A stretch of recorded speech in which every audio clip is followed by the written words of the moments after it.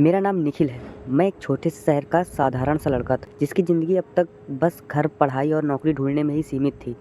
काफ़ी मेहनत के बाद मुझे एक शहर के प्राइवेट कॉलेज में ऑफ़िस असिस्टेंट की नौकरी मिल गई। मेरे परिवार के लिए ये किसी सपने से कम नहीं था। नौकरी के पहले दिन मैं थोड़ा घबराया हुआ था। कॉलेज बहुत बड़ा था और हर तरफ स्टूडेंट, टीचर, स्टाफ की आवाजाही लगी थी। मुझे ऑफ़िस में फ़ाइल सँभालने का, रिकॉर्ड अपडेट करने का और स्टाफ की मदद करने का काम मिला था। पहले कुछ दिन सब समान रहा, लेकिन धीरे-धीरे मेरी नज़र एक चेहरे पर टिकने लगी, जिसे भूलना आसान नहीं था। उनका नाम निशा मैम था। वो कॉलेज की एडमिनल हेड थी। शांत स्वभाव, आत्मविश्वास से भरी आवाज़, ऐसी आंखें जैसे कोई गहरा राज छुपा हो। कॉलेज में हर कोई उनका सम्मान करता था। पहली बार जब उन्होंने मेरा नाम लेकर बुलाया तो मैं खुद हैरान रह गया। निखिल, ये फाइल मेरे केबिन में रख देना। उन्होंने, लेकिन न जाने क्यों उनकी आवाज़ देर तक मेरे कानों में गूंजती रही। धीरे धीरे हमारा आमना सामना बढ़ने लगा। कभी वो मुझे कॉफ़ी लाने को कहती, कभी कोई ज़रूरी फ़ाइल सिर्फ मुझे ही देती। बाकी स्टाफ मजाक में कहने लगा, लगता है निखिल अब खास आदमी बन गया है। मैं मुस्कुरा देता, लेकिन सच ये था, मुझे खुद समझ नहीं आ रहा था आखिर निशा मैम मुझ पर बार बार इतना भरोसा क्यों कर रही हैं। एक शाम कॉलेज लगभग खाली हो चुका था। मैं रिकॉर्ड रूम में फाइलें जमा कर रहा था, तभी पीछे से उनकी आवाज़ आई, तुम बाकी लोगों जैसे नहीं हो। मैंने पलट कर देखा, वो दरवाजे के पास खड़ी थी। जी मतलब? वे हल्का सा मुस्कुराई, बाकी लोग काम करते हैं, लेकिन तुम हर चीज़ों को ध्यान से देखते हो। उनकी बात सुनकर मुझे थोड़ा अजीब लगा, जैसे वो सिर्फ मेरी तारीफ़ नहीं कर रही थी, बल्कि मुझे परख भी रही हो। उस रात घर लौटने के बाद मैं उन्हीं के बारे में सोचता रहा। मुझे नहीं पता था कि ये सिर्फ शुरुआत थी और आने वाले दिनों में मैं एक ऐसे सच के करीब पहुंचने वाला हूं जो मेरी पूरी ज़िंदगी बदल देगा। कॉलेज में काम करते हुए मुझे लगभग 1 महीना हो चुका था। अब स्टाफ के लोग मुझे पहचानने लगे थे, लेकिन एक चीज़ अब भी मेरे लिए रहस्य बनी हुई थी, निशा मैम। उनका व्यवहार, कभी वो मुझसे प्रोफेशनल तरीके से बात करती, तो कभी अचानक इतना अपनापन दिखाती कि मैं खुद उलझ जाता। एक दिन दोपहर को उन्होंने मुझे अपने केबिन में बुलाया। मैं अंदर गया तो देखा वहाँ लैपटॉप पर कुछ काम कर रही थी। मुझे देखते ही बोली, निखिल, आज शाम को फ्री हो? मैं थोड़ा चौंका। जी मैम, क्यों? उन्होंने बिना मेरी तरफ देखे कहा, आज मेरा बर्थडे है। कुछ खास लोग आने वाले थे, लेकिन सबने मना कर दिया।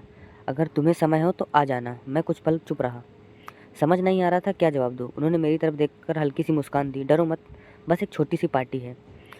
शाम तक मैं यही सोचता रहा, जाऊँ या ना जाऊँ। आखिरकार मैंने एक छोटा सा गिफ्ट खरीदा और उनके बताए हुए पते पर पहुंच गया। उनका घर कॉलेज से थोड़ी दूर एक शांत कॉलोनी में था। दरवाज़ा खुला और सामने वही मुस्कान थी जिसे देखकर मैं हर बार कुछ पल के लिए रुक जाता था। आइए मिस्टर निखिल, उन्होंने मजाक में कहा। घर अंदर से बेहद सलीकेदार था, हल्की खुशबू, धीमे संगीत और दीवारों पर खूबसूरत पेंटिंग। लेकिन सबसे अजीब बात यह थी कि वहाँ कोई और नहीं था। मैंने धीरे से पूछा, बाकी लोग? वो कुछ सेकंड चुप रही, फिर बोली, कभी कभी इंसान भीड़ से ज़्यादा अकेलेपन पसंद करता है।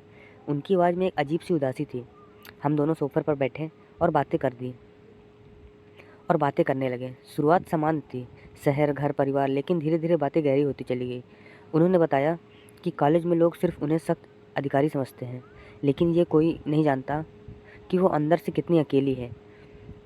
कुछ लोग बाहर से जितने मजबूत दिखते हैं, वो उतने ही अंदर से टूटे हुए होते हैं। उन्होंने धीमी आवाज़ में कहा। मैं चुपचाप सुनता रहा। उस पल मुझे पहली बार लगा, निशा मैम सिर्फ रहस्यमयी नहीं, बल्कि बेहद दर्द छुपाए हुए इंसान है। रात काफ़ी हो चुकी थी। जब मैं घर जाने लगा तो उन्होंने अचानक कहा, अगर चाहो तो थोड़ी देर रुक सकते हो। उनकी आंखों में एक अजीब सा भाव था, न ज़बरदस्ती, न खुलकर इजहार, लेकिन एक एहसास ज़रूर था। मेरा दिल तेज़ी से धड़कने लगा, लेकिन मैंने खुद को संभाला। नहीं मैम, देर हो चुकी है। वह हल्का सा मुस्कुराई, तुम बाकी लड़के जैसे नहीं हो निखिल। मैं बिना कुछ कहे बाहर निकल गया। लेकिन उस रात के बाद सब बदलने लगा। अब मैं सिर्फ उनकी तरफ आकर्षित नहीं था, बल्कि उनके बारे में सोचने लगा था। लेकिन शायद मैं ये नहीं समझ पा रहा था कि उनके करीब जाना मुझे एक अंधेरे में ले जा रहा है, जहाँ से मैं वापस नहीं आ सकता। अगले दिन कॉलेज में कुछ ऐसी चीज़ दिखनी शुरू हुई जिन्होंने मेरे मन में पहली बार शक पैदा कर दिया। कुछ फाइल्स बार बार बदली जा रही थी, कुछ रिकॉर्ड अचानक गायब हो रहे थे, और सबसे अजीब बात, इन सब का संबंध कॉलेज के फंड और स्टॉक रिकॉर्ड में था। उस समय मुझे नहीं पता था कि मैं अनजाने में बहुत बड़े खेल का हिस्सा बन चुका हूँ। निशा मैम के घर से लौटने के बाद मेरा मन अजीब सा हो गया था। एक तरफ उनका अपनापन मुझे उनकी ओर खींच रहा था, और दूसरी तरफ कॉलेज में हो रही कुछ बातें मुझे बेचैन कर रही थी। अब मैं हर चीज़ को पहले से ज़्यादा ध्यान देने लगा था। ऑफिस में रोज़ सैकड़ों फाइल आती थी, लेकिन मैंने नोटिस किया कि कुछ खास फाइल हमेशा निशा मैम के केबिन में ही जाती थी। उन फाइलों को छूने की अनुमति बहुत ही कम लोगों को थी। एक दिन दोपहर में मुझे रिकॉर्ड रूम साफ़ करने भेजा। वो कमरा कॉलेज के पुराने हिस्से में था। धूल से भरी अलमारियाँ, पुराने रजिस्टर और हल्की सी सीलन की गंध। वहाँ जाते ही अजीब सा माहौल महसूस हुआ। मैं फाइल जमा कर रहा था कि अचानक मेरी नज़र एक पुरानी फाइल पर पड़ी। वो बाकी रिकॉर्ड से अलग रखी हुई थी। जिज्ञासा में मैंने उसे खोला। पहले कुछ पन्ने समान थे, लेकिन जैसे ही मैं आगे बढ़ा मेरी भौहें सिकुड़ने लगीं। उसमें दर्ज स्टॉक रिकॉर्ड कॉलेज के नए रिकॉर्ड से मेल नहीं खा रहे थे। पुराने रिकॉर्ड में लैब इक्विपमेंट की संख्या ज़्यादा थी, जबकि नए रिकॉर्ड में वही सामान कम दिखाया गया था। कुछ जगहों पर तो महंगे कंप्यूटर और मशीनों का नाम ही गायब था। मैंने दोबारा ध्यान से देखा। गलती की कोई संभावना नहीं थी। मतलब साफ था, या तो रिकॉर्ड बदले गए हैं या कॉलेज का सामान कहीं और जा रहा था। मेरे हाथ हल्के कांपने लगे। तभी पीछे से कदमों की आवाज़ आई। मैंने जल्दी से रजिस्टर बंद करके खड़ा हो गया। कुछ ढूंढ रहे हो? उनकी आवाज़ सुनते ही मेरा दिल धड़क उठा। सामने निशा मैम थी। उनकी नज़र सीधा मेरे हाथों पर गई। ऐसा लगा जैसे वह समझ चुकी थी कि मैं क्या देख रहा था। मैंने खुद को सामान दिखाने की कोशिश की। जी, कुछ पुरानी फाइलें ढूंढ रहा था। वो कुछ पल के लिए मुझे देखती रही, फिर धीरे से मुस्कुराई, लेकिन इस बार उनकी मुस्कान में वो नरमी नहीं थी जो पहले होती थी। निखिल, उन्होंने धीमी आवाज़ में कहा, कुछ चीज़ें जितना दूर से अच्छी लगती है उतनी ही बेहतर होता है। उनकी बात सुनकर मेरे अंदर एक अजीब सी बेचैनी दौड़ गई। ये सिर्फ एक सलाह नहीं थी, ये चेतावनी थी। उस दिन के बाद और भी ज़्यादा सतर्क हो गया था। अब मुझे साफ महसूस होने लगा था कि कॉलेज में कुछ बहुत गलत चल रहा है। धीरे धीरे मैंने एक और चीज़ नोटिस की। कुछ खास काम हमेशा मुझे ही दिए जाते थे। कभी कोई बंद पैकेट बाहर पहुंचाना, कभी किसी अनजान आदमी को फाइल देना, कभी देर रात तक रुककर रिकॉर्ड अपडेट करना। पहले मैं इसे सामान्य काम समझता था, लेकिन अब हर बार एक ही सवाल उठता था लेकिन अब हर बार मेरे मन में एक ही सवाल उठता था, आखिर इन सब के पीछे क्या छुपा है? एक शाम कॉलेज में लगभग खाली हो चुका था। मैं आखिरी फाइल जमा कर रहा था, तभी ऑफिस से कॉल आया। निखिल, ये ज़रूरी फाइल तुरंत प्रिंसिपल सर के केबिन में पहुंचा दो। मैं उस फाइल को लेकर ऊपर पहुंचा, लेकिन जैसे ही केबिन के पास पहुंचा मैं रुक गया। दरवाज़ा थोड़ा खुला हुआ था और अंदर से धीमी आवाज़ आ रही थी। पहले मैंने सोचा दरवाज़ा खटखटा दूँ, लेकिन तभी एक बात मेरे कानों में साफ सुनाई दे रही थी। अगर स्टॉक का नंबर ऐसे ही रहा तो ट्रस्ट को शायद शक हो जाएगा। मेरे कदम वहीं रुक गए। दूसरी आवाज़ निशा मैम की थी। पुराने रिकॉर्ड बदल दिए हैं, किसी को कुछ पता नहीं चलेगा। मेरे हाथों में पकड़ी फाइल अचानक भारी लगने लगी। दिल इतना तेज़ी से धड़क रहा था कि अभी आवाज़ बाहर आ जाएगी। मैं कुछ सेकंड तक वहीं खड़ा रहा, फिर खुद को संभालते हुए दरवाज़ा खटखटाया। अंदर जाते ही दोनों एकदम शांत हो गए, जैसे कुछ हुआ ही ना हो। प्रिंसिपल सर मुस्कुराए, आओ निखिल, फाइल रख दो। मैं फाइल टेबल पर रखी और वापस मुड़ने लगा। तभी उन्होंने कहा, तुम भरोसेमंद लड़के हो, आगे कुछ भी ज़रूरी काम हो तो तुम्हें ही करना होगा। मैंने बस सिर हिला दिया, लेकिन अब मेरे मन में डर पैदा हो चुका था। उस रात मुझे नींद नहीं आई। बार बार वही आवाज़ मेरे दिमाग में गूंज रही थी, पुराने रिकॉर्ड बदल दिए गए हैं। अब मुझे यकीन हो चुका था कॉलेज में सिर्फ पढ़ाई नहीं चल रही थी, बल्कि एक बहुत बड़ा खेल खेला जा रहा था, और अनजाने में मैं उस खेल के बहुत करीब पहुंच चुका था। मेरे अंदर का डर अब धीरे धीरे शक में बदल चुका था, और शक अब सच जानने की जिद बनता जा रहा था। मैंने फैसला कर लिया था कि बिना पक्के सबूत के कोई कदम नहीं उठाऊंगा, क्योंकि जिन लोगों पर मुझे शक था वो कॉलेज के सबसे ताकतवर लोग थे। अगले कुछ दिनों तक मैंने खुद को बिल्कुल सम्मान दिखाया। मैं वही काम करता जा रहा था जो मुझे दिए जाते, वही फाइल उठाना, वही रिकॉर्ड अपडेट करना, वही पैकेट बाहर पहुंचाना। लेकिन अब हर काम के साथ मैं छोटी छोटी बातें नोटिस करने लगा। किस दिन कौन सा पैकेट गया, उसका वज़न कितना था, उसे लेने कौन आया, मैं सब अपने मोबाइल में लिखता जा रहा था। एक दिन फिर कुछ बंद पैकेट कॉलेज से बाहर पहुंचाने भेजा गया, लेकिन इस बार मैंने सीधा वापस आने की बजाय रास्ता बदल लिया। मैं थोड़ा दूर रुक गया और छिपकर देखने लगा। करीब 10 मिनट बाद एक काली गाड़ी वहां आकर रुकी। कॉलेज का चौकीदार उन पैकेटों को गाड़ी में रखने लगा, लेकिन सबसे अजीब बात यह थी कि गाड़ी वाला आदमी कॉलेज से जुड़ा हुआ नहीं था। मैंने जल्दी से मोबाइल निकालकर वीडियो रिकॉर्ड करना शुरू कर दिया। वीडियो में साफ दिख रहा था कि कॉलेज का सामान चुपके से बाहर भेजा जा रहा है। मेरा दिल तेज़ी से धड़कने लगा। अब मेरे पास पहले सबूत था, लेकिन मैं जानता था सिर्फ इतना काफ़ी नहीं था। उसी शाम जब मैं वापस कॉलेज पहुंचा तो मेरी नज़र सीधा निशा मैम पर पड़ी। वो कॉरिडोर में खड़ी थी। हमारी आंखें मिली। न जाने क्यों मुझे ऐसा लगा कि उन्हें सब पता चल गया है। उन्होंने तुरंत मुझे अपने केबिन में बुलाया। मैं अंदर गया तो वह शांत होकर फाइल देख रही थी। कुछ सेकंड तक कमरे में खामोशी रही। फिर उन्होंने बिना मेरी तरफ देखे पूछा, इन दिनों तुम बहुत चुपचाप रहने लगे हो। मैंने सामान्य बनने की कोशिश की। काम थोड़ा ज़्यादा है। उन्होंने धीरे से मुस्कुराया और मेरी तरफ देखा। काम के साथ साथ भरोसा भी ज़रूरी होता है निखिल। उनकी बात सुनकर मेरे अंदर एक अजीब सा डर पैदा हो गया। ऐसा लग रहा था जैसे वो मुझे परख रही हैं, लेकिन मैंने खुद को संभाला। मैं अपना काम ईमानदारी से करता हूँ मैम। वो कुछ पल के लिए मुझे देखती रही, फिर खुशी से उठकर मेरे पास चली गई। जानते हो, उन्होंने धीमी आवाज़ में कहा, कभी कभी ज़्यादा सच जानना इंसान के लिए खतरनाक हो जाता है। अब मुझे यकीन हो गया था, वो जानती थी कि मैं कुछ समझ चुका हूँ। उस रात मैं बहुत देर तक जगता रहा। एक तरफ निशा मैम का चेहरा मेरे सामने आ रहा था और दूसरी तरफ वो वीडियो। मुझे समझ नहीं आ रहा था आखिरकार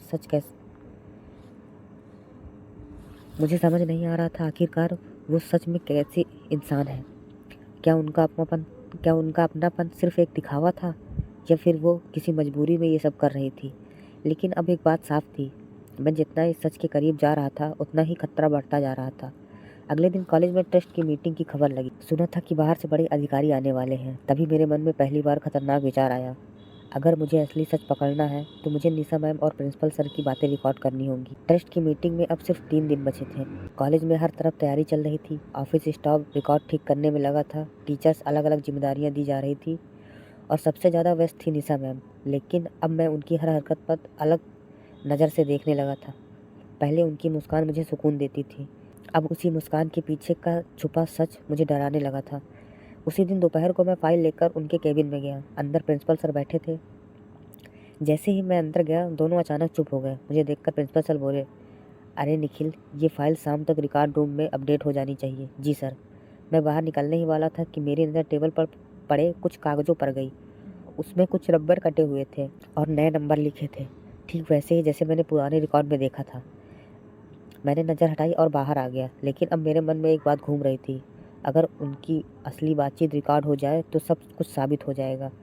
उस रात मैं अपने कमरे में बैठा हुआ बहुत देर तक सोचता रहा। ये काम आसान नहीं था। अगर पकड़ा गया तो नौकरी जाएगी। शायद मुझ पर चोरी या जासूसी का आरोप भी लगाया जा सकता है, लेकिन अब मैं पीछे हटने वाला नहीं था। अगले दिन मौका खुद मेरे पास आ गया। निशा मैम ने मुझे कुछ फाइलें उनके केबिन में रखने को कहा। मैं अंदर गया। कमरा खाली था। मेरा दिल तेज़ी से धड़कने लगा। मैंने जल्दी से छोटा सा रिकॉर्डर डिवाइस निकाला और टेबल के पीछे रख दिया। मेरे हाथ हल्के काँप रहे थे। हर सेकंड ऐसा लग रहा था जैसे कोई अभी दरवाज़ा खोल देगा। लेकिन अगले ही पल सामान बनकर बाहर निकल आया। पूरा दिन मेरे लिए किसी डरावने इंतजार से कम नहीं था। मैं बार बार सोच रहा था, अगर किसी को डिवाइस मिल गया तो, अगर कैमरे में दिख गया तो, अगर निशा मैम को पता चल गया तो। शाम होने तक मेरी हालत ख़राब हो चुकी थी। आखिरकार मौका देखकर मैं दोबारा केबिन में गया और रिकॉर्डर डिवाइस वापस ले आया। उस समय मेरे हाथ पसीने से भीगे हुए थे। मैं सीधा अपने कमरे पर पहुंचा, दरवाज़ा बंद किया और कांपते हुए हाथों से रिकॉर्डर चलने लगा। पहले कुछ मिनट समान बातें थी, फिर अचानक वही आवाज़ सुनाई दी जिससे मेरा खून जम गया। प्रिंसिपल सर बोले, पुराना स्टॉक रिकॉर्ड पूरी तरह से बदल देना होगा। निशा मैम की आवाज़ आई, हो जाएगा। ट्रस्ट को कुछ पता नहीं चलेगा। फिर कुछ सेकंड बाद, और जो सामान बाहर है उसका हिसाब फर्जी एंट्री कर देंगे। मेरे हाथ सुन्न पड़ गए, लेकिन अगली बात सुनकर मेरे शरीर में सिरहन सी दौड़ गई। प्रिंसिपल सर हंसते हुए बोले, अगर बीच में कोई आया तो उसे भी चुप कराना हो पड़ेगा। कमरे में कुछ सेकंड खामोशी रही। फिर निशा मैम ने धीमी आवाज़ में कहा, निखिल पर नज़र रखनी पड़ेगी, वो बाकी लोगों जैसा नहीं है। ये सुनते ही मेरे सांसें रुक गई। मतलब उन्हें मुझ पर शक हो चुका था। मैं कुर्सी पर बैठा रह गया। अब ये सिर्फ कॉलेज के घोटाले की बात नहीं थी, मैं खुद भी खतरे में आ चुका था। उस रात पहली बार मुझे सच में डर महसूस हुआ, लेकिन उसी डर के साथ साथ एक अजीब सी चीज़ पैदा हुई, गुस्सा। क्योंकि जिस इंसान को मैंने भरोसा किया था वही मुझे इस्तेमाल कर रही थी। अब मेरे पास सबूत था, वीडियो रिकॉर्डर, बदले हुए रिकॉर्ड, सब कुछ। लेकिन असली सवाल अब शुरू हुआ था, क्या मैं ये सच सबके सामने ला पाऊंगा, या सच सामने आने से पहले ही मुझे हमेशा के लिए चुप करा दिया जाएगा। रिकॉर्डिंग सुनने के बाद मेरी पूरी रात जागते हुए बीत गई। कमरे की लाइट बंद थी, लेकिन मेरे दिमाग में हज़ारों सवाल घूम रहे थे। सबसे बड़ा डर यही था, अगर निशा मैम को सच में मुझ पर शक हो गया तो वो अलग कदम उठाएंगी। सुबह कॉलेज जाते समय पहली बार मेरे कदम भारी लग रहे थे।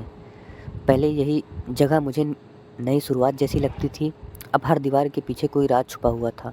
मैं ऑफिस पहुंचा तो माहौल सामान्य था। स्टाफ अपने काम में लगा हुआ था, छात्र इधर उधर घूम रहे थे, लेकिन मुझे हर चेहरा अजीब सा लग रहा था, जैसे मैं अकेला हूँ और बाकी सब किसी न किसी तरह उस खेल का हिस्सा थे।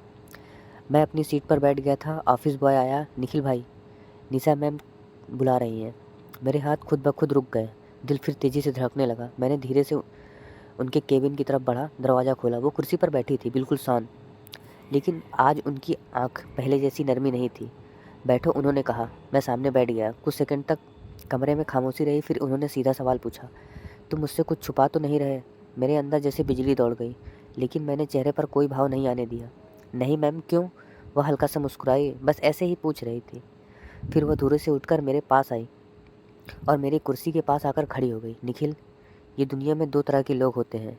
मैं चुप रहा। एक वो जो सवाल पूछते हैं और दूसरे वो जो समझदारी से चुप रहते हैं। उनकी आवाज़ बहुत शांत थी, लेकिन उसी शांति में एक डर छुपा हुआ था। उन्होंने मेरी आंखों में देखते हुए कहा, मुझे उम्मीद है तुम दूसरी तरह के इंसान हो। उस पल मुझे साफ महसूस हुआ, ये सीधी धमकी थी। मैंने खुद को संभालते हुए बस इतना कहा, मैं सिर्फ अपना काम करता हूँ मैम। कुछ पल तक वो मुझे देखती रही, फिर अचानक मुस्कुराई। गुड। मैं बाहर निकल गया, लेकिन अब मुझे यकीन हो गया था मैं खतरे के बहुत करीब पहुँच चुका हूँ। उस दिन के बाद कॉलेज में अजीब सी घटनाएं होने लगी। एक बार मेरी टेबल के सारे कागज़ किसी ने उलट पुलट कर दिए थे। एक दिन मेरा फ़ोन गायब मिला और कुछ देर बाद रिकॉर्ड रूम में पड़ा मिला। और सबसे डरावनी बात ये, जब मैं किसी सबूत के करीब पहुंचता, निशा मैम किसी न किसी बहाने मेरे सामने आ जाती, जैसे कोई हर समय मुझ पर नज़र रख रहा था। लेकिन अब डर के साथ साथ मेरे अंदर हिम्मत भी बढ़ने लगी थी। मैंने सारे सबूत 3 अलग जगह पर सेव कर दिए थे, एक फ़ोन में, एक पेन ड्राइव में और एक अपने भरोसेमंद दोस्त अमित को भेज दिया। अगर मेरे साथ कुछ भी होता तो सच छुप नहीं सकता था। उसी शाम टेस्ट मीटिंग का अंतिम तैयारी चल रही थी। कॉलेज उसी शाम टेस्ट मीटिंग की अंतिम तैयारी चल रही थी। कॉलेज को सजाया जा रहा था, बड़े अधिकारी आने वाले थे, सब लोग व्यस्त थे। तभी मुझे अचानक स्टोर रूम में कुछ फाइलें लाने भेजा गया। मैं अंदर गया, लेकिन जैसे ही पीछे मुड़ा, दरवाज़ा ज़ोर से बंद हो गया। पूरे कमरे में अंधेरे में डूबा हुआ था। मेरा दिल ज़ोर ज़ोर से धड़क रहा था। मैंने दरवाज़ा खोलने की कोशिश की, लेकिन बाहर से लॉक था। तभी अंधेरे में किसी की धीमी सी आवाज़ सुनाई दी, कुछ सच इंसान की जान भी ले लेते हैं निखिल। स्टोर रूम के अंदर घुप अंधेरा था, मेरी सांसें तेज चल रही थी। मैंने दरवाजे को जोर जोर से पीटना शुरू किया, कौन है? दरवाज़ा खोलो। लेकिन बाहर पूरी खामोशी थी, सिर्फ मेरी धड़कनों की आवाज़ सुनाई दे रही थी। तभी वही धीमी आवाज़ फिर से सुनाई दी, तुम्हें जितना समझना चाहिए था उससे ज़्यादा समझ चुके हो। मैंने तुरंत आवाज़ की दिशा में देखने की कोशिश की, लेकिन अंधेरे में कुछ दिखाई नहीं दे रहा था। कौन हो? मैंने गुस्से में पूछा। कुछ सेकंड खामोशी रही, फिर अचानक कमरे के कोने में हल्की सी रोशनी जली और उस रोशनी में जो चेहरा दिखाई दिया, उसे देखकर मेरे पैरों तले ज़मीन खिसक गई। वो कॉलेज का चौकीदार था, वह आदमी जिसे मैंने पैकेट गाड़ी में रखते हुए देखा था। उसके हाथ में लोहे की रॉड थी। वह धीरे धीरे मेरी तरफ बढ़ने लगा। तुम्हें चुप रहना चाहिए था, उसकी ठंडी आवाज़ ने कहा। मैं पीछे हटने लगा। ये सब गलत है, तुम लोग बच नहीं पाओगे। वो हंसा। सच बोलने वाले लोग सिर्फ फिल्मों में अच्छे लगते हैं, असली ज़िंदगी में नहीं। इतना कहकर अचानक रॉड मेरी तरफ घुमाई। मैं झुक गया। रॉड पीछे रखी अलमारी से टकराई और ज़ोर की आवाज़ हुई। मैंने मौका देखकर उसे धक्का दिया और दरवाजे की तरफ भागा, लेकिन दरवाज़ा अभी भी बंद था। पीछे से उसके कदमों की आवाज़ मेरी तरफ बढ़ रही थी। मेरा दिल डर से कांप रहा था। तभी अचानक बाहर से किसी ने दरवाज़ा खोला। तेज़ रोशनी अंदर आई। मैंने पलटकर देखा, सामने निशा मैम खड़ी थी। चौकीदार तुरंत रुक गया। कुछ सेकंड तक कमरे में अजीब सी खामोशी रही। फिर निशा मैम ने गुस्से में चौकीदार से कहा, पागल हो गए हो क्या? चौकीदार घबराते हुए बोला, मैम ये लड़का सब जान चुका है। उन्होंने एक पल के लिए मेरी तरफ देखा। उनकी आंखों में पहली बार डर दिखाई दे रहा था, लेकिन अगले ही पल वो फिर से शांत हो गई। बाहर जाओ, उन्होंने चौकीदार से कहा। वो बिना कुछ बोले वहाँ से चला गया। अब कमरे में सिर्फ मैं और निशा मैम थे। मैं अब भी डरा हुआ और काँप रहा था। उन्होंने धीरे से कहा, तुम्हें यहाँ नहीं आना चाहिए था। मैंने गुस्से में कहा, तो क्या करता? आंखें बंद कर लेता। वो कुछ सेकंड चुप रही, फिर धीमी आवाज़ में बोली, तुम समझ नहीं रहे निखिल, ये सब जितना दिख रहा है उससे कहीं ज़्यादा बड़ा है। तो सच बता दीजिए। मेरी आवाज़ ऊंची हो गई। क्यों कर रही हो आप ये सब? उनकी आंखें भर आई, लेकिन उन्होंने खुद को संभाल लिया। हर इंसान अपनी मर्जी से गलत नहीं बनता। मैं चुप हो गया। उस पल पहली बार लगा शायद वह पूरी तरह से बुरी इंसान नहीं है। लेकिन अगले ही पल उन्होंने कहा, उससे मेरे अंदर फिर सिरहन दौड़ गई। अब तुम्हारे पास 2 रास्ते हैं। उन्होंने धीमी आवाज़ में कहा, या तो सब भूल जाओ या अपनी ज़िंदगी बचाओ। या तो सब भूल जाओ और अपनी ज़िंदगी बचाओ। वे एक कदम मेरे करीब आई, या फिर सच के पीछे भागते रहो और खुद को बर्बाद कर लो। मैंने उनकी आंखों में देखा, वह पहले से और भी आकर्षक दिख रही थी। आज सिर्फ डर और रहस्य था।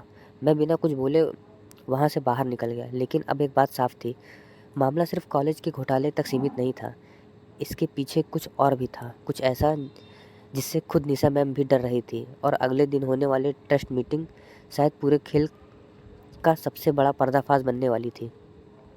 अगली सुबह कॉलेज का माहौल बिल्कुल अलग था। हर तरफ सफाई चल रही थी, ऑफिस स्टाफ भाग दौड़ रहे थे, टीचर्स इधर उधर घूम रहे थे। आज ट्रस्ट की मीटिंग थी, बाहर से बड़े अधिकारी आने वाले थे, लेकिन मेरे अंदर सिर्फ एक ही चीज़ चल रही थी, डर और फैसला। मैंने बैग में वो पेन ड्राइव रखी जिसमें सारे सबूत थे, वीडियो रिकॉर्ड, फर्जी रिकॉर्ड, फ़ोटो, सब कुछ। मैं जानता था अगर आज सच सामने नहीं रखा तो शायद फिर कभी मौका नहीं मिलेगा। मीटिंग रूम मीटिंग शुरू होने वा मीटिंग शुरू होने से पहले मैंने अपने भरोसेमंद शिक्षक अरविंद सर को सारी बातें बताई। उन्होंने गंभीर आवाज़ में कहा, डरो मत निखिल, सच बोलने में देर हो सकती है, हार नहीं। उनकी बात सुनकर मुझे थोड़ा हिम्मत मिली। कॉन्फ्रेंस हॉल धीरे धीरे भरने लगा। ट्रस्ट के सदस्य सामने बैठे थे। प्रिंसिपल सर पूरे आत्मविश्वास के साथ खड़े हुए और मंच पर निशा मैम वो बिल्कुल शांत दिखाई दे रही थी, लेकिन उनकी आंखें बार बार मेरी तरफ उठ रही थी, जैसा उन्हें एहसास हो चुका था कि आज कुछ होने वाला है। मीटिंग शुरू हुई। प्रिंसिपल सर कॉलेज की तरक्की, नए प्रोजेक्ट और शानदार रिकॉर्ड के बारे में बोल रहे थे। हाल में तालियां गूंज रही थी, लेकिन तभी अरविंद सर अचानक अपनी सीट से खड़े हो गए। 1 मिनट पूरे हाल शांत हो गया। प्रिंसिपल सर ने हल्की नाराज़गी से पूछा, जी कुछ कहना है आपको? अरविंद सर ने सीधा प्रोजेक्टर की तरफ देखा। हाँ, कॉलेज के असली रिकॉर्ड के बारे में। ये सुनते ही प्रिंसिपल सर का चेहरा हल्का बदल गया। मैंने तुरंत पेन ड्राइव सिस्टम पर लगाई। अगले ही पल स्क्रीन पर वो वीडियो चल पड़ा। कॉलेज के पैकेट्स चोरी छुपे दूसरी गाड़ी में रखे जा रहे थे। पूरा हाल हैरान हो गया। लोग आपस में बात करने लगे। प्रिंसिपल सर तुरंत बोले, ये फर्जी वीडियो है। लेकिन इससे पहले कि वह कुछ कहते, रिकॉर्डिंग चालू पड़ी। हाल में साफ आवाज़ गूंज रही थी, पुराने स्टॉक रिकॉर्ड बदल देना होगा। ये प्रिंसिपल सर की आवाज़ थी। फिर निशा मैम की आवाज़ आई, ट्रस्ट को कुछ पता नहीं चलेगा। अब पूरा हाल सन्न हो गया। कुछ लोग अपनी सीट से खड़े हो गए। ट्रस्ट के चेयरमैन गुस्से में पूछा, ये सब क्या है? प्रिंसिपल सर घबरा गए। सर, ये सब झूठ है, किसी ने हमें फंसाने की कोशिश की है। लेकिन अब सच छुपना आसान नहीं था। मैंने आगे बढ़कर सारे बदले हुए रिकॉर्ड भी टेबल पर रख दिए। चेयरमैन खुद उन्हें देखने लगे। हर पन्ना, हर एंट्री घोटाले की कहानी बता रहा था। पूरे हाल तनाव से भरा था। तभी अचानक निशा मैम अपनी कुर्सी से उठी। सभी की नज़र उनकी तरफ चली गई। कुछ सेकंड तक वो चुप खड़ी रही। फिर उन्होंने धीमी आवाज़ में कहा, बस करिए।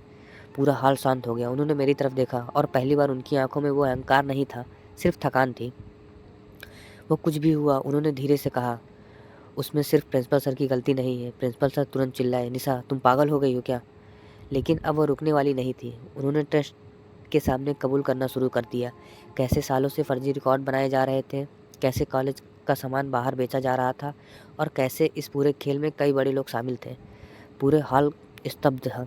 लेकिन तभी अचानक हॉल की सारी लाइट बंद हो गई। पूरा कमरा अंधेरे में डूब गया। लोग घबराकर इधर उधर देखने लगे और उसी अंधेरे में मुझे किसी के कदमों की आवाज़ मेरी तरफ आते हुए सुनाई दी। पूरा हॉल अंधेरे में डूब चुका था। चारों तरफ लोग घबराई हुई आवाज़ गूंज रही थी। लाइट क्या हुई? कोई स्विच देखो, सिक्योरिटी को बुलाओ। लेकिन उस शोर के बीच मुझे सिर्फ एक चीज़ साफ सुनाई दे रही थी, तेज और मेरी तरफ बढ़ते कदम। मेरा दिल जोर जोर से धड़कने लगा। मैंने पीछे हटने की कोशिश की, लेकिन किसी ने अंधेरे में मेरा कॉलर पकड़ लिया। बहुत बड़ा हीरो बन रहा था। वो चौकीदार था। उसकी पकड़ बेहद मजबूत थी। उसने गुस्से में वो दीवार की तरफ धक्का दिया। मेरा सिर पीछे टकराया और कुछ पल के लिए सब धुंधला सा हो गया। तुझे पहले ही समझाया था, उसने दांत भींचते हुए कहा। कुछ सच जानलेवा होते हैं। उसने जेब से कुछ निकालने की कोशिश की, शायद कोई हथियार, और मेरे अंदर डर के साथ गुस्सा भी भर चुका था। मैंने पूरी ताकत से उसे धक्का दिया। दोनों अंधेरे में लड़खड़ाते हुए कुर्सी से टकरा गए। हाल में अब कुछ भी समझ नहीं हाल में लोग अब कुछ समझ नहीं पा रहे थे। तभी अचानक लाइट वापस आ गई और अगले ही पल पूरा हॉल उस दृश्य को देखकर सन्न रह गया। मैं ज़मीन पर था और चौकीदार मेरे ऊपर झुका हुआ था। सिक्योरिटी गार्ड तुरंत दौड़कर आया। उसने उसे पकड़ लिया। वो छूटने की कोशिश करते हुए चिल्ला रहा था, इस लड़के ने सब बर्बाद कर दिया। पूरा माहौल तनाव से भर गया। ट्रस्ट के चेयरमैन गुस्से से खड़े हो गए। पुलिस को तुरंत बुलाइए। प्रिंसिपल सर अब पूरी तरह घबरा चुके थे। उनके चेहरे पर साफ दिख रहा था कि खेल खत्म हो चुका है। लेकिन तभी सबकी नज़र निशा मैम पर गई। वो बिल्कुल चुप थी। उनकी आंखों सिर्फ मुझे देख रही थी। ना डर, ना गुस्सा, बस एक अजीब सा दर्द। कुछ देर बाद पुलिस कॉलेज पहुंच गई। सारे रिकॉर्ड, कंप्यूटर, फाइल जब्त होने लगे। प्रिंसिपल सर को भी वहीं रोक लिया गया। चौकीदार को हथकड़ी लग चुकी थी। लेकिन तभी एक पुलिस अफसर ने निशा मैम की तरफ बढ़ा। मैम, आपको भी हमारे साथ चलना होगा। पूरा हाल शांत हो गया। मैंने उनकी तरफ देखा। कुछ पल के लिए हमारी आंखें मिली। फिर वह धीरे से मेरी तरफ बढ़ी। मेरे सामने आकर रुक गई। तुम जीत गए निखिल, उन्होंने धीमी आवाज़ में कहा। मैं चुप रहा क्योंकि ये सच था। मुझे जीत जैसा कुछ महसूस नहीं हो रहा था। उन्होंने हल्की मुस्कान दी। काश मैं पहली बार तुमसे मिली ही ना होती। उनकी आवाज़ टूट रही थी। मैंने पहली बार उन्हें एक सवाल पूछा, क्या कभी जो अपनापन आपने दिखाया वो सच था? वो कुछ सेकंड तक चुप रही, फिर उनकी आंखों में आंसू आ गए। शायद वही मेरी सबसे बड़ी गलती थी। इतना कहकर वे पुलिस के साथ चली गई। मैं वहीं खड़ा रह गया। पूरे कॉलेज में शोर से भर गया था, लेकिन मेरे अंदर अजीब सी खामोशी थी। जिस इंसान को मैं कभी समझ नहीं पाया, आज वो मेरी ज़िंदगी की सबसे बड़ी सच्चाई बन चुकी थी। लेकिन कहानी अभी ख़त्म नहीं हुई थी, क्योंकि अगले दिन मुझे एक ऐसा लिफाफा मिलने वाला था जो निशा मैम का सबसे खतरनाक राज खोलने वाला था। अगले दिन पूरे कॉलेज बदल चुका था। जहाँ पहले हर तरफ शोर और भगदड़ रहती थी, अब वहाँ सन्नाटा था। पुलिस की जांच चल रही थी, ऑफिस सील किए जा चुके थे। स्टूडेंट के बीच सिर्फ एक ही चर्चा थी, कॉलेज में इतना बड़ा घोटाला कैसे चल रहा था। मैं अपनी सीट पर चुप बैठा था। पिछली रात की हर बात अब भी मेरे दिमाग में घूम रही थी। निशा मैम का चेहरा, उनकी आखिरी मुस्कान और वो सवाल, काश मैं तुमसे मिली ही ना होती। तभी ऑफिस बॉय मेरे पास आया। निखिल भाई, ये आपके लिए है। उसने एक सफ़ेद लिफाफा मेरी तरफ बढ़ाया। उस पर सिर्फ एक नाम लिखा था, कोई भेजने वाले का नाम नहीं। मेरा दिल तेज़ धड़कने लगा। मैंने धीरे से लिफाफा खोला। अंदर एक चिट्ठी थी और एक छोटी सी पेन ड्राइव। चिट्ठी पर पहली लाइन पढ़ते ही मैं समझ गया, ये निशा मैम ने लिखी थी। मैंने कांपते हुए हाथों से पढ़ना शुरू किया। निखिल, जब तुम ये पढ़ रहे होगे तब तक शायद सब कुछ खत्म हो चुका होगा। तुम सोच रहे होगे कि मैंने ऐसा क्यों किया। सच ये है कि मैं शुरू में ऐसी नहीं थी। मैं भी कभी इस कॉलेज में सपने लेकर आई थी, लेकिन धीरे धीरे मुझे पता चला कि यहाँ सच बोलने वालों की कोई जगह नहीं है। प्रिंसिपल और ट्रस्ट में कुछ लोग सालों से ये काम कर रहे थे। जब मैंने इसका विरोध किया तो मुझे इस खेल का हिस्सा बनने पर मजबूर कर दिया। मेरे पास दो रास्ते थे, या तो सब छोड़ दूँ या फिर अपनी बीमार माँ के इलाज के लिए चुप रहूँ। मैं हार गई निखिल। धीरे धीरे मैं खुद उसी अंधेरे का हिस्सा बन गई जिससे कभी नफरत करती थी। लेकिन जब तुम मेरी ज़िंदगी में आए तो सब बदलने लगा। तुम्हारी आंखों में मैंने वो ईमानदारी देखी जो कभी मुझ में हुआ करती थी। शायद इसी वजह से मैं तुम्हें बार बार अपने करीब आने देती थी। लेकिन मैं जानती थी, जिस दिन तुम्हें सच का पता चलेगा उस दिन तुम मुझसे नफरत करने लगोगे। इस पेनड्राइव में उन लोगों के नाम हैं जो पूरे खेल में असली चेहरे हैं। शायद ये सब सामने लाकर शायद ये सब सामने लाकर तुम उन लोगों को रोक सको जिससे मैं कभी लड़ नहीं पाई। और जो अपनापन मैंने तुम्हें दिया था वो झूठा नहीं था। निशा। चिट्ठी पढ़ते पढ़ते मेरी आंखें नम हो चुकी थी। मैंने तुरंत पेन ड्राइव लैपटॉप में लगाई। उसमें कई फाइल्स थी, बैंक रिकॉर्ड्स, गुप्त ट्रांजैक्शन, कुछ बड़े लोगों के नाम। अब मुझे समझ आया, ये सिर्फ कॉलेज का घोटाला नहीं था, इसके पीछे शहर के कई प्रभावशाली लोग जुड़े थे। और शायद निशा मैम भी खुद इस जाल में फंस चुकी थी। कुछ दिनों बाद पुलिस ने उन सभी लोगों पर कार्रवाई शुरू कर दी। कॉलेज का प्रबंध पूरी तरीके से बदल दिया गया। मुझे मेरी ईमानदारी के लिए सम्मान मिला, लेकिन सच कहूँ उस जीत की कोई खुशी नहीं थी, क्योंकि मैंने इस सफ़र में सिर्फ एक घोटाला नहीं देखा था। मैंने देखा था कैसे एक अच्छे इंसान को भी अंधेरे में धकेल सकते हैं। कैसे हालात एक अच्छे इंसान को भी अंधेरे में धकेल सकते हैं। कई महीनों बाद एक शाम मैं उसी कॉलेज की छत पर खड़ा था। सूरज ढल रहा था, हवा बिल्कुल शांत थी और उसी हवा में मुझे जैसे फिर से वही आवाज़ सुनाई दी, तुम बाकी लोग जैसे नहीं हो निखिल। मैं हल्का सा मुस्कुराया, फिर आसमान की तरफ देखा। कुछ कहानियाँ अधूरी होकर भी ख़त्म हो जाती हैं और कुछ लोग दूर जाकर भी हमेशा दिल में रहते हैं। तो दोस्तों, आपको ये कहानी कैसी लगी? अगर हमारी कहानी आपको पसंद आई हो तो हमारे चैनल कहानी 2.0 को सब्सक्राइब करना ना भूलें। मिलते हैं अगली कहानी में। धन्यवाद।